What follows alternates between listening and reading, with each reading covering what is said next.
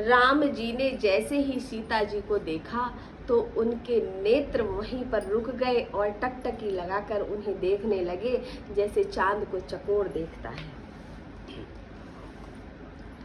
सुमिर सिय नारद बचन उपजी प्रीत पुनीत, चकित बिलोकति सकल दिस, जनु शिष प्रगी सभीत। नारद जी के वचनों को याद करके सीता जी मन ही मन मुस्काने लगी और उनकी प्रीति उत्पन्न हो गई।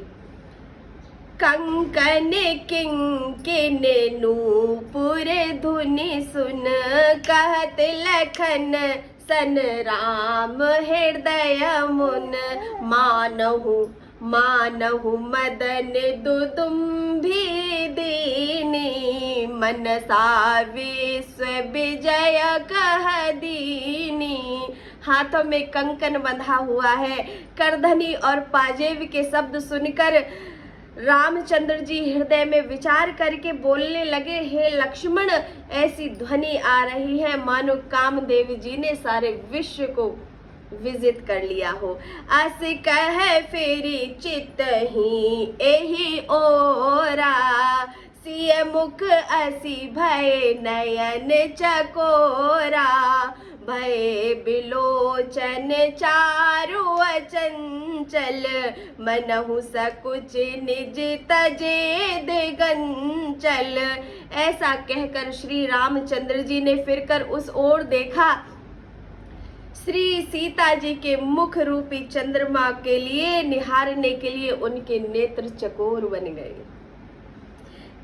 देखि सिय शोभा सुख पावा, हृदय सराहत बचनु न आवा, जनु बिरंच सब निज निपुनाई, बिरच विश्व कह प्रगट दिखाई।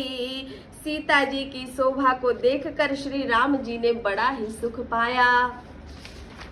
और आगे, सुंदरता कहूँ सुंदर करही, छवि ग्रह दीप शिखा बनु बरई, सब उपमा कवि रहे जुठारी, केहि पट तरो विदेह कुमारी। सीता जी की सुंदरता को भी सुंदर करने वाली है, ऐसा मालूम होता है मानो सुंदरता रूपी घर में दीपक की लौ जल रही हो। सिय शोभा हिय बरनि प्रभु आपनि दशा विचार, बोले सुचि मन अनुज मन, सब बचन समय अनुहार। हृदय में सीता जी की शोभा का वर्णन करके और अपनी दशा को विचार कर प्रभु श्री रामचंद्र जी पवित्र मन से अपने छोटे भाई लक्ष्मण से समयाकुल वचन बोले। क्या बोले? तात जनक तनया सह सोई। हे तात, यह वही कन्या है जो जनक जी की है। धनुष यज्ञ जेहि कारण होई, इन्हीं के कारण ही धनुष यज्ञ हो रहा है। पूजन गौरी सखी ले आई, माता गौरी पूजन के लिए सखियों के साथ में आई हुई है। करत प्रकाश फिरत फुलवारी, और यह फुलवारी में अपना प्रकाश बिखेरती हुई फिर रही है। जासु बिलोक अलौकिक शोभा, सहज पुनीत मोरे मनु क्षोभा, सो सब कारण जान विधाता, फर्क नहीं सुभद अंग सुन भाता। जिसकी अलौकिक सुंदरता देखकर स्वभाव से ही मेरा मन पवित्र और क्षुब्ध हो गया है, वह सब कारण तो विधाता भली भांति जानते हैं, किंतु हे भाई सुनो, मेरे मंगलदायक दाहिने अंग फड़क रहे हैं। रघुवंशिनी करे सहज स्वभाव, मनु कुपंथ पगु धरऊ न काऊ, मोहि अतिशय प्रतीत मन केरी, जेहि सपने पर नारी नहेरी। रघुवंशियों का ये सहज स्वभाव है कि उनका मन कभी भी कुमार्ग पर पैर नहीं रखता। मुझे तो अपने मन पर अत्यंत ही विश्वास है, जिसने स्वप्न में भी कभी पराई स्त्री को नहीं देखा। देखिए हमारे हिंदुओं के पवित्र गुण की पराई स्त्री को श्री राम भगवान ने कभी सपने में भी नहीं निहारा। जिनके लहई नर पुरन पीटी, नहीं पावहीं पर तनु मन डीटी, मंगल लहई न जिनके नाही, ते नर बर थोरे जग माही।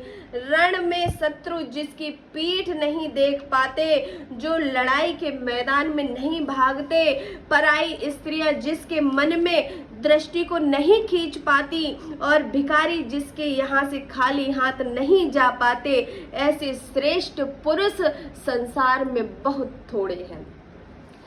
करत बत कहीं अनुज सन मन सिय रूप लोभान, मुख सरोज मकरंद छवि, करई मधुप पान। यो श्री राम जी छोटे भाई से बातें कर रहे हैं, पर मन में सीता जी का रूप उन्हें लुभा रहा है। चित वही चकित चहूं दिस लखाए, चित वही चकित चहूं दिस सीता, कह गए नृप किशोर मनु चिंता, जह बिलोक मृग सावक नैनी, जनु तह बरस कमल श्रित श्रेणी, लता ओट तब सखिन लखाए, श्यामल गौर किशोर सुहाए, देख रूप लोचन ललचाने, हर से जनु निध निधि पहचाने। तब सखियों ने लता की ओट में सुंदर श्याम और गौर कुमारों को दिखलाया। उनके रूप को देखकर सीता जी के नेत्र भी ललचा उठे। वे ऐसे प्रसन्न हुए मानो उन्होंने कोई बहुत बड़ा विशाल खजाना पा लिया हो। थके नयन रघुपत छवि देखी, थके नयन रघुपत छवि देखी, पल कहूँ पर हरि निमेसी, अधिक स्नेह देह भय भोरी, शरद शशि जनु चितव चकोरी। श्री रघुनाथ जी की छवि को देखकर नेत्र ऐसे चकित हो गए, पलकों ने भी गिरना छोड़ दिया। अधिक स्नेह के कारण शरीर बेकाबू हो गया। शरद ऋतु के चंद्रमा में चकोर को देखकर चकोरी बेसुध हो गई। लोचन मग राम ही उरे आनी, दीने पलक कपाट सयानी, जब सिय सखिन प्रेम बस बानी, जब सिय सखिन प्रेम बस जानी, कहीं न सकहीं कछु मन सकुचानी। नेत्रों के रास्ते श्री रामचंद्र जी हृदय में आकर चतुर शिरोमणि जानकी ने पलकों के किवाड़ लगा दिए। अर्थात नेत्र मूंद कर उनका ध्यान करने लगी। जब सखियों ने सीता जी को प्रेमवश जाना तब वे मन में सकुचा गईं और कुछ कह भी न पाईं।